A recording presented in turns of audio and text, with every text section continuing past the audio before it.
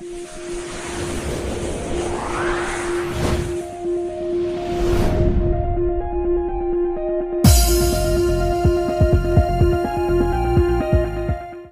dosto, welcome back. This is Amit Raj and now you're watching SF English classes. Guys, I'm so happy today because we have to learn British English versus American English.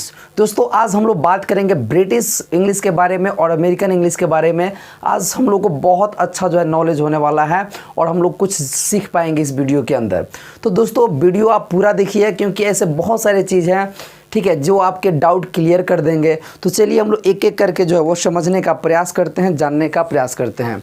तो दोस्तों जैसे कि आप यहाँ पे देख रहे हैं कि हमने लिखा ब्रिटिश और अमेरिकन। तो गाइस यहाँ पे मैंने जो कुछ भी वर्ड मैंने लिखा है ये सब के सब जो क्या है ब्रिटिश वर्ड हैं, जबकि यहाँ पे जो मैंने लिखा है वो सब अमेरिकन वर्ड है। दोस्तों कुछ ऐसे वर्ड होते हैं जो अमेरिकन में यूज किए जाते हैं, कुछ ऐसे वर्ड होते हैं जो ब्रिटिश में यूज किए जाते हैं और कुछ ऐसे वर्ड होते हैं जो दोनों में यूज किए जाते हैं, ठीक है। तो हम लोग यहाँ पे सीखेंगे यही चीज़ कि क्या ये जो रबड़ है और इरेजर है, ये कौन सा अमेरिकन और कौन सा ब्रिटिश और किसको कैसे हम लोग यूज़ में लाते हैं। तो चलिए आप वीडियो पूरा देखिएगा एंड आई होप कि आपको बहुत ही अच्छा लगेगा।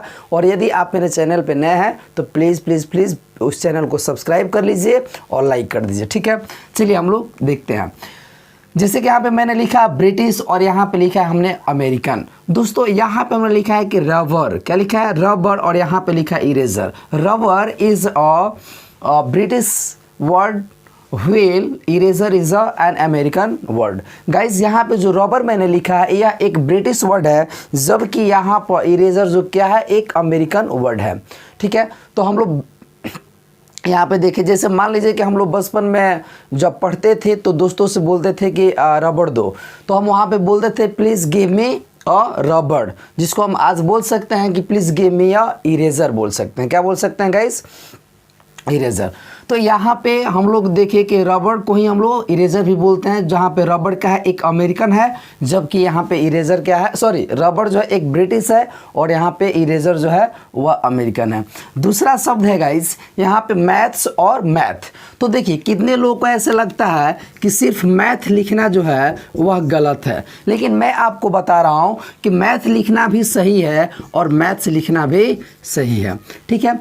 तो यहाँ पे मैथ्स जो है, maths is a British word, wheel math is an American word. यहाँ पे जो मैथ्स है वह ब्रिटिश वर्ड होता है, जबकि मैथ जो होता है एक अमेरिकन वर्ड होता है। There is no any difference between math and maths, ठीक है। मैथ और मैथ्स में कोई डिफरेंस नहीं होता है, कोई अंतर नहीं होता है। तो दोस्तों यहाँ पे मैथ्स और मैथ दोनों जो है सेम होता है, दोनों सही होता है, ठीक है। हम यहाँ पे दोनों में से किसी का यूज कर सकते हैं। आगे हमने लिखा है फ्रेंड और यहाँ पे लिखा है मेट। तो दोस्तों आपने सुना होगा कि हम लोग मेट भी बोलते हैं, फ्रेंड का ही मतलब होता है मेट, ठीक है। तो ब्रिटिश में हम लोग फ्रेंड को मेट भी बोलते हैं, जबकि अमेरिकन में ओनली फ्रेंड बोलते हैं। जैसे आपने सुना होगा लोग बोलते हैं कि ही इज़ माई क्लासमेट, वह मेरा क्लासमेट है, यानी क्लास का वो फ्रेंड है, ठीक है। या ऐसा भी आप सुने होंगे कि मोहन इज़ माई रूममेट। तो यहाँ पे रूममेट कहने का मतलब हुआ कि रूम का साथी, रूम साथी, ठीक है ना जी। जैसे यहाँ पे रूममेट, ठीक है ना। आप यहाँ पे सुना होंगे क्लासमेट। तो दोस्तों यहाँ पे देखिए, यहाँ पे रूममेट क्लासमेट, तो रूम का मतलब तो हो जाता है कमरा और मेट मतलब होता है दोस्त या साथी, यानी कि वैसा दोस्त या साथी जो आपके रूम का हो उसको हम लोग बोलते हैं रूममेट, और वैसा मित्र या साथी जो आपके क्लास का हो उसको हम लोग बोलते हैं क्लासमेट। तो गाइस यहाँ पे मेट का अर्थ होता है फ्रेंड, जो कि एक क्या है ब्रिटिश है, जबकि ओनली फ्रेंड क्या है एक अमेरिकन है। तो गाइस यहाँ पे आप ये भी बोल सकते हो कि he is my room friend या he is my class friend, आप ऐसे भी बोल सकते हो, कोई दिक्कत नहीं है। चलिए आगे हमने यहाँ पे लिखा है दोस्त स्टाफ रूम। आप जब स्कूल में पढ़ते होंगे या आप जब पढ़े होंगे या मैं भी पढ़ा हूँ स्कूलों में, तो जहाँ पे टीचर लोग जहाँ पे बैठते हैं ना, वहाँ पे हम लोग देखें उस रूम के ऊपर जो है, उस रूम के बाहर दरवाजे के ऊपर स्टाफ रूम लिखा रहता है। तो स्टाफ रूम का मतलब होता है स्टाफों का रूम। गाइस यहाँ पे स्टाफ जो है एक प्लुरल वर्ड होता है, ठीक है। और स्टाफ यहाँ कहने का मतलब हो जाता है आपका टीचर्स, क्या हो जाता है टीचर्स। तो स्टाफ रूम जो है एक ब्रिटिश वर्ड है, क्या है, स्टाफ रूम एक ब्रिटिश वर्ड है, जबकि टीचर्स लॉज एक अमेरिकन वर्ड है।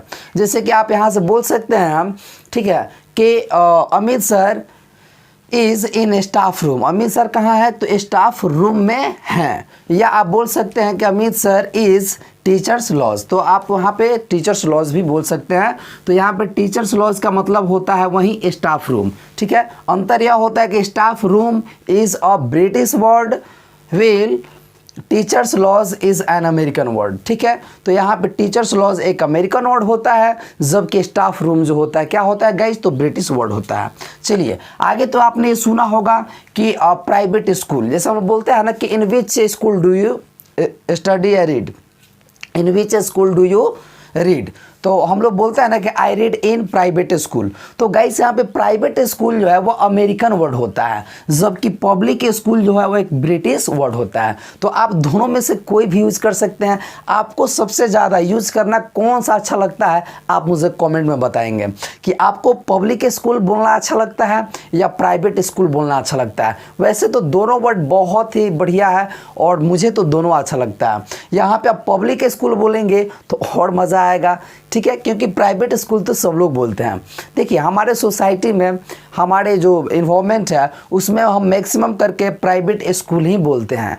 और हम लोग क्या बोलते हैं कि हम लोग अमेरिकन नहीं, हम लोग ब्रिटिश इंग्लिश सीखते हैं या ब्रिटिश इंग्लिश बोलते हैं। लेकिन ब्रिटिश इंग्लिश में तो पब्लिक स्कूल हम लोग बोलते हैं ना, वो पब्लिक स्कूल होता है ब्रिटिश में। तो हम लोग पब्लिक स्कूल, कितने ऐसे लोग होंगे जो पब्लिक स्कूल सुने भी नहीं होंगे, ठीक है, प्राइवेट स्कूल ही सुने होंगे। जैसे कि आप लोग देखे होंगे कि लिखा होता है उस पर एस पब्लिक स्कूल, है ना जी, या BDS पब्लिक स्कूल। तो पब्लिक स्कूल का मतलब क्या हुआ, प्राइवेट स्कूल होता है। देखिए पब्लिक का मतलब हो गया प्राइवेट और स्कूल तो स्कूल ही है। तो गाइस यहाँ पे पब्लिक स्कूल और प्राइवेट स्कूल में ये अंतर होता है कि पब्लिक स्कूल एक ब्रिटिश वर्ड हो जाता है, जबकि प्राइवेट स्कूल आपका एक अमेरिकन होता है। आइए दूसरा वर्ड पर हम लोग नज़र डालते हैं। अगला हमारा हॉलीडे। तो हॉलीडे का भी मतलब होता है छुट्टी या छुट्टी का दिन, और यहाँ पे वेकेशन मतलब भी होता है छुट्टी। तो गाइज हॉलीडे एक ब्रिटिश वर्ड है, जबकि वेकेशन क्या है, एक अमेरिकन वर्ड है। एक हॉलीडे मूवी भी है, आपने देखा होगा, हॉलीडे एक मूवी भी है। तो हॉलीडे और वेकेशन का दोनों का मतलब होता है छुट्टी, ठीक है। जैसे हम बोल सकते हैं कि वह छुट्टी में है, तो ही इज़ इन हॉलीडे या ही इज़ इन वेकेशन। तो गाइज यहाँ पे हॉलीडे और वेकेशन का हम लोग यूज़ कर सकते हैं छुट्टी के अर्थ में। अगला हमने लिखा है हेड मास्टर। देखिए हमने लिखा है हेड मास्टर और दूसरा हमने लिखा है प्रिंसिपल। दोस्तों मैं आपको बता दूं कि हम लोग हेड मास्टर को समझते हैं कि पुराना हो गया, नहीं, पुराना कुछ नहीं हुआ।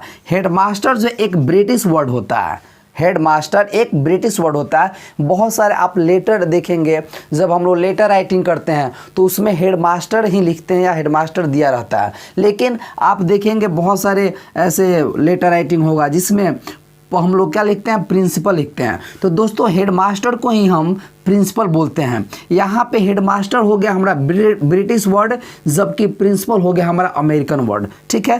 थोड़ा यहाँ पे ध्यान देंगे, प्रिंसिपल अगर हम इस तरीके से लिखते हैं प्रिंसिपल, तो दोस्तों इसका मतलब हो जाता है सिद्धांत। क्या हो जाता है, सिद्धांत। जैसे हम बोलता है ना कि I can't change my principal, मैं अपने सिद्धांत को चेंज नहीं कर सकता हूँ। तो ये गाइस देखिए यहाँ पे PAL होगा, यानी कि आप प्रिंसिपल का मतलब होता है प्रधान अध्यापक, ठीक है, और इसका मतलब होता है सिद्धांत। तो यहाँ पे हेडमास्टर बोलो या फिर प्रिंसिपल बोलो, कोई अंतर नहीं है। हेडमास्टर हमारा हो जाएगा ब्रिटिश वर्ड, जबकि प्रिंसिपल हो जाएगा हमारा अमेरिकन वर्ड। गाइस यहाँ पे लिखा है, देखिए लिखा है कि ब्रेक टाइम बोलो चाहे प्ले टाइम बोलो। अब देखिए ये सारे जो वर्ड हैं ये स्कूल से रिलेटेड वर्ड हैं। जब हम लोग पढ़ते हैं और पढ़ते पढ़ते जब लंच हो जाता है तो जो समय में हम लोग खेलते हैं उसको हम लोग बोलते हैं ब्रेक टाइम बोलते हैं। क्या बोलते हैं गाइस, ब्रेक टाइम। तो उसको हम लोग प्ले टाइम भी बोल देते हैं, ठीक है। तो ब्रेक टाइम या प्ले टाइम ये हम अगर बोलते हैं तो ये हो जाता है हमारा ब्रिटिश वर्ड, जबकि यहाँ पे देखिए रिसेस बोलेंगे, इसका मतलब हो जाता है अमेरिकन वर्ड, ठीक है। तो दोस्तों आई होप कि आपको समझ में आ गया होगा और आपको बहुत अच्छा लगा होगा।